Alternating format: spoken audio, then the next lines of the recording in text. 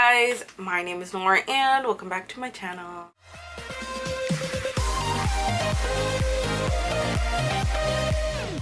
So today it is the long overdue August wrap up. Now by the time I upload this, it's gonna be like September 12th or 13th, who knows, but we are almost like halfway done through September, and September has kicked my booty.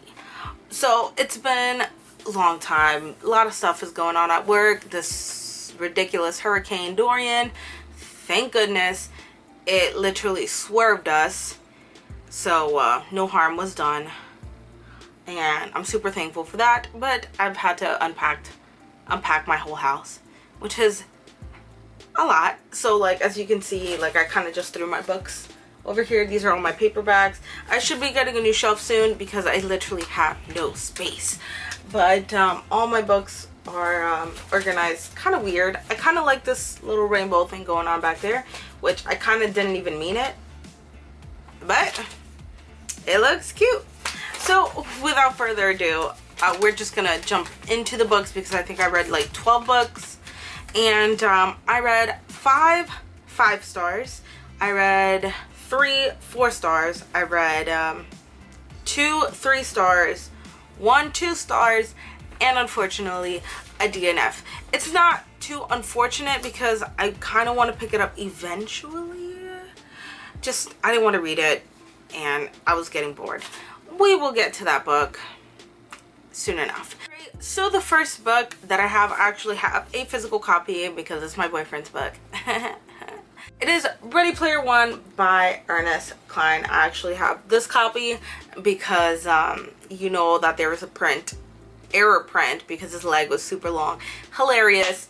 They changed it now. I saw a couple editions that it looked normal. So yeah, this was already a reread. This is my second time reading this book. And I love it so much. A lot of people, I've seen like a couple of like mixed reviews and all that stuff, but I'm a gamer and I love to game. So like when books combine like fantasy / dystopian and games, I'm all about that. So everybody kind of knows the premise. Lovely save. Everybody knows the premise of this book. This follows Wade or Parzival, and it's the year 2844. And things are going into chaos. It's dystopian, as you can see. Those are trailer stacks. You know, everything has gone to hell in this world. But the creator, they made an oasis where it's like the virtual goggles, and you can just live in there. You can shop in there. All the schools are in there now. And it's a whole deal. Now, when the creator of the oasis dies, he leaves an Easter hunt for everybody, and whoever finds this the 3 keys and the 3 gates will have control of his fortune plus the oasis. So you have like the Sixers and the whole entire company that want to use the oasis and profit, but nobody wants them to get it. And then you have everybody else who is trying to fight this corporation. And then you have Wade Parzival, which is the first one who gets the keys, which set things in motion. I love this book so much. Alright, so the next thing that I read was a book bind up of Saga, which is volume 7, 8, and 9. And this is the last 3 volumes. Volume 9 is the last volume. They took a hiatus, so I was like, okay, well, this is my chance to catch up. I started reading Saga, I believe, this year, and everybody knows what Saga is. But if you haven't heard it, the best way to describe it, it is 2 characters. Their name is Marco and Alana, and this fantasy, it's set in space, and it's like Romeo and Juliet kind of situations. They are separate species and they've been at war for the longest time, but Marco was captured and was a prisoner, and Alana was his guard. So time passes and they fell in love, and she broke him out of the cell, and they started a family together. but now both sides of their people are trying to capture them, kill them, and take the little girl, because the little girl has the horns of the father and the wings of the mother. And if people find out that that is an actual thing, everything will go into chaos. This was so good. I can't talk about what happened because we're already in the thick of it. But like, if you have not read Saga yet, please do read it. I'm pretty sure everybody, I've never met like a person who has disliked Saga. Maybe they'll give like 3 out of 5 stars, but they're so intrigued that they continue on. So I highly suggest that you do pick it up and enjoy it. All right, and the next book that I read was Tessa Dare's Fix Her Up. Now this book was hyped as heck when it came out on Twitter, and everybody and their grandmothers was reading it. I put it on hold through my library and I read it, and it was so good, but I did give it a 4 out of 5 stars. Now this follows Georgie and Travis, and they were childhood friends, if you want to call it, because Georgie's older brother is best friends with Travis, so they've always been around since they were kids. And Travis grows up to be a famous baseball player, but something happens and it ends his career, so now he's retired and he's sulking about it and he's mad and he's lost. And Georgie owns a entertainment business. She is a clown and she does a lot of birthday parties. So within the mix, Georgie wants to be looked at as an adult because everybody still thinks of her as a child.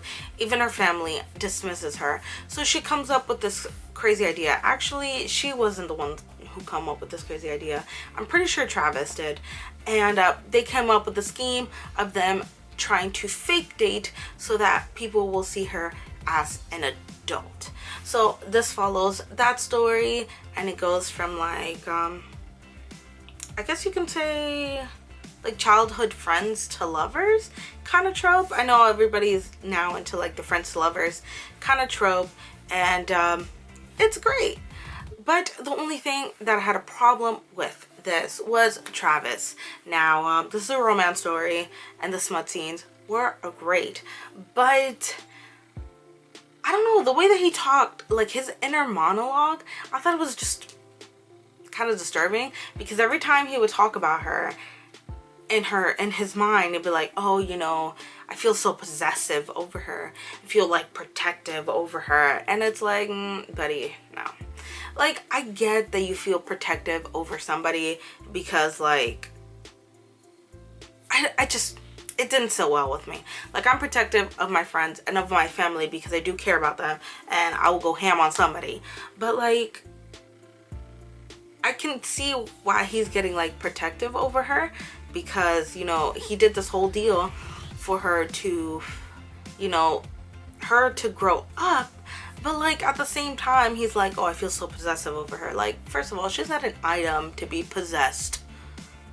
And I don't know, that just sit well with me. And every time he was in his head, he would mention that, and that would just throw me off. Overall, this was like a great like romance book. Now, if you really don't like a male character or any character being like possessive and protective and has that kind of thing, you might not like this book. But I guess I'm okay with it, so I give it 4 out of 5 stars. I do recommend it, but tread cautiously. The next book that I read is We Hunt the Flame by Hafsa Fasil. And unfortunately, this is the book that I DNF'd. So this book follows Safira and Nasir, yes. And she's a hunter, and she feeds her people, like she goes into this cursed woods and she's able to hunt. So that is the means to where the people don't starve and don't die. And then we have Prince Nasir, who is the Prince of Death and does whatever her father wants. So there's war brewing, and somehow there's this quest to get an artifact that stops the force from spreading, growing and spreading. And yeah, so she is tasked to get that artifact and bring back magic, and then Prince is tasked to steal that artifact and kill the hunter. But nobody knows that the hunter is a girl, so you kind of see where it goes from there. Now I DNF'd it at like 65%.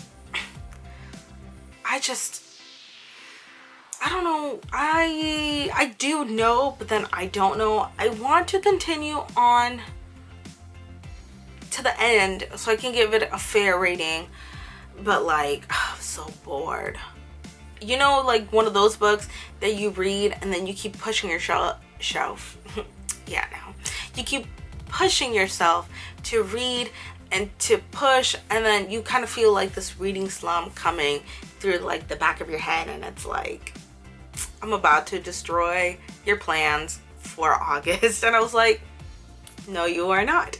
So I just had to DNF it. This book was, the pacing, I think that's the pacing that is my problem.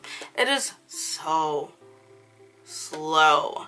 Like, I'm talking about the quest itself didn't start, I want to say it was close to 200 pages, and then the quest started. So we had like 200 pages of introducing the characters and the town and everybody's motives, and it took forever.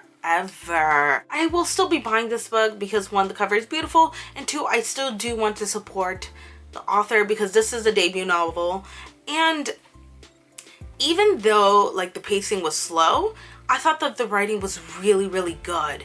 And this is a debut novel, so like that's super impressive. So I'm gonna be buying the book, and hopefully I will maybe pick up from where I stopped and then continued on. Next book that I read, it is The Merciful Crow by Margaret Owen. Y'all, if y'all don't follow me on Twitter, you probably don't know, but like as of right now, this is like September 12th. 2019. This is the best fantasy book that I've read this entire year. Obviously, I give it a 5 out of 5 stars. Y'all, this book is so good. And again, everybody else is gonna have their own opinions. I've seen people give it a 2.5 stars. I've seen people give it a 3 stars. I've seen other people give it a 5 stars. You know, with every other book, with every book, you know, it has its things. People like it, people don't like it, whatever. I gave it a 5 out of 5 stars, and I highly do recommend it. So this follows Fi and her band of crows. Now, there's a plague going on, and it's called the Sinner's Plague, and it's been, you know, it's been happening. So it turns out that this Sinner's Plague actually cannot kill or infect a crow. That's why it's called the Merciful Crow, because when a plague breaks out, Merciful Crow has to come in and kill the person and dispose of the body. Now, crows do have magic, and they can do magic by they summon their magic by the teeth, like bones and teeth. So that's how they conjure up their magic. So they keep like witch teeth, and they have some type of animals, some humans, some royalty, and depending on the teeth, that's how they get like their magic, and they'll burn it. And it is, the magic system is really freaking cool. But continuing on with the story, turns out that the prince and his bodyguard catch this plague, and they are pronounced dead, and they have to kill them. So that person slices up their throats, lets them bleed, and then finally comes so they can tear up the body and burn it. Now, when they get to their designated spot, turns out they're not dead.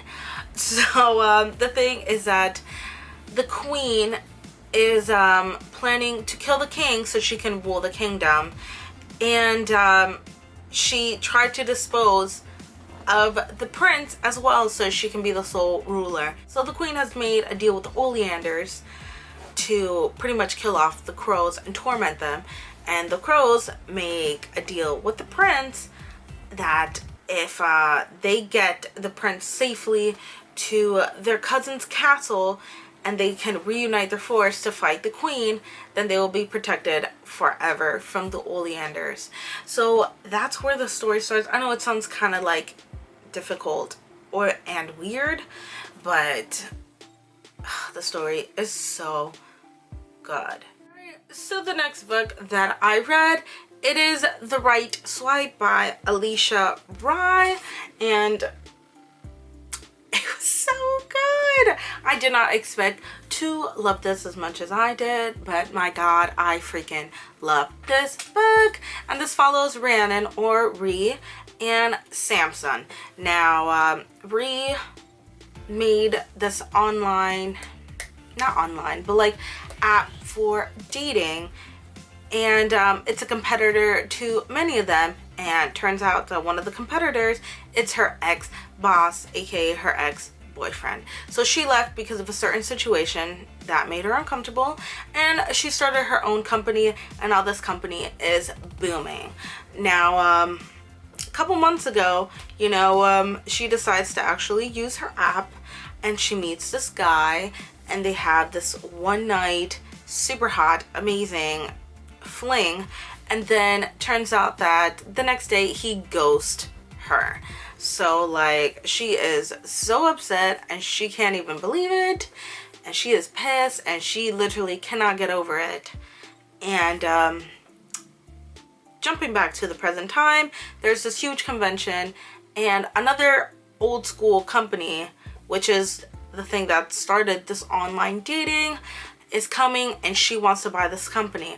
Now out comes Samson Lima, the new spokesman of this company, and she realizes that is the man that ghosted her. So it follows their adventures and her trying to, one, get over this guy, which is like the best fling that she's ever had in her entire life, and try to buy out his spokesman's company. So it follows them into this story, and this book is just, not only is important, but this book is so freaking good. Like, Samson is like my new book husband, because I just love him so much, and I love Rhi so much, even though she annoyed me a slight bit, because whatever, things happen, and she's the type of character that second guesses herself, and she is, I guess you can say, the pessimist, always looking at things negatively. And there are two instances in the book where she makes a huge deal out of something, and that was just her mind kind of taking over the situation and turning it around, and she knows that she is wrong, and not once has she ever apologized. So that's one of those things that bothered me, but I didn't really care at the, well, I do care, and that's one of those things that annoyed me, but I still think this book is a 5 stars. And I will say this now, this is probably my favorite romance book of the year. The next book that I read, it is The Marriage Clock by Zahra Rahim. I hated this book. I gave this book a 2 stars. And literally, I just want to bump it down to a 1. So this follows Layla, and she is 26. I believe she's 26 or 27. And she has not dated, or she has not found the one.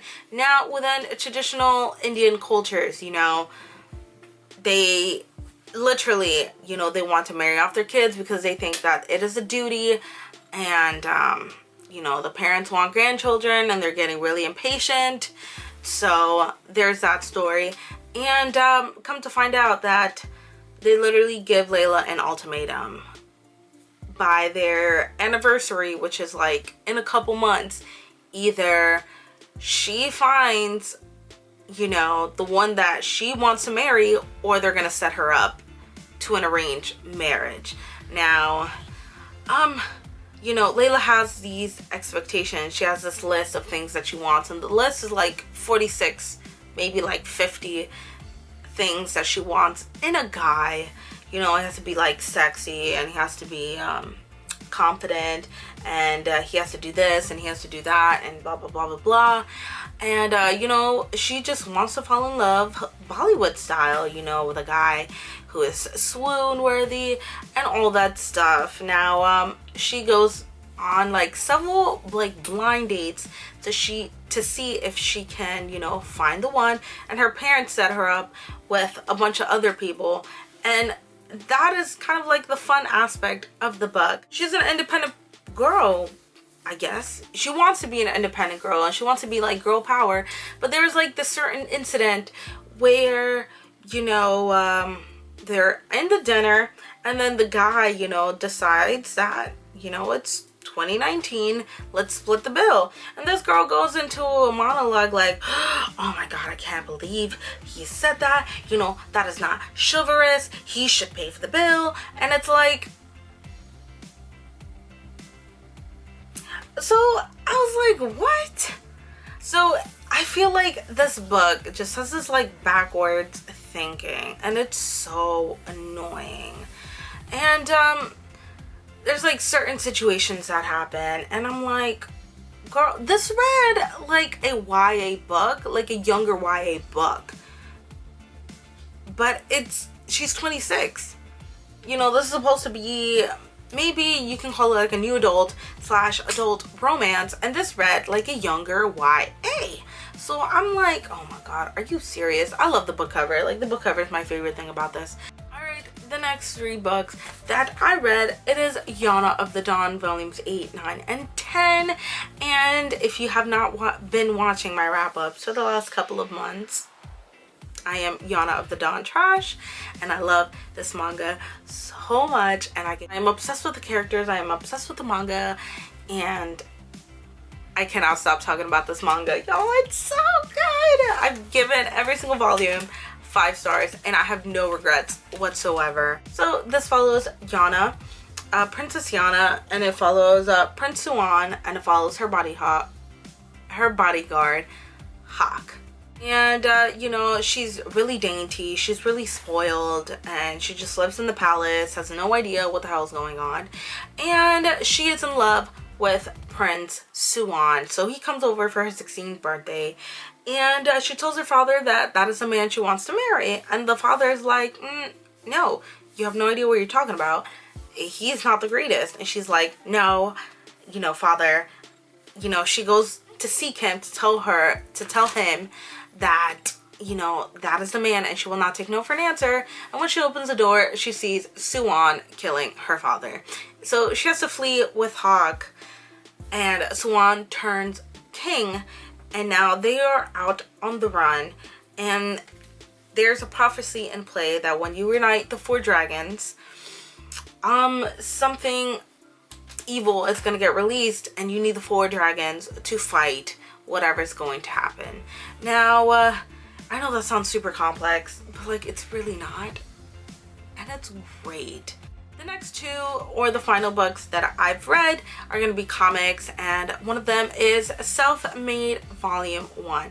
Now, I have no idea how to describe this book because this book is a little, like, the premise is kind of complex, but this talks about this warrior named Amala. Now, she is inside of a video game, and she doesn't know that she's inside of a video game, because obviously who the heck knows that they're inside of a video game. And somehow the scientist working on this video game actually gives her a like human thought process and personality, and she escapes the video game and was put into a robot in the real life, in the real world. Now she has a conscience, she has pretty much everything of a human, but she is a robot. So she finds her creator, and she's like, I need answers because I have no idea what's going on. She doesn't know what is real and what is not, and that just follows the whole entire journey of this comic, and it is so confusing. I gave it a 3 stars, but like, it was really confusing at first. Like, I'm like, what the heck is going on? And you kind of get to know, like, I kind of got the gist of it through like the middle of the book, but like the whole beginning I was like, what is going on? I don't get it. But yes, I think I will be continuing on with the series because I'm kind of intrigued on how this is going to turn out. Alright, and the last comic that I read, it is Miss Marvel Volume 1. This is my first actual like Marvel comic, and I was super excited because I play I play this app. It's Marvel Strike Force, and I'm obsessed with it. Thanks, babe.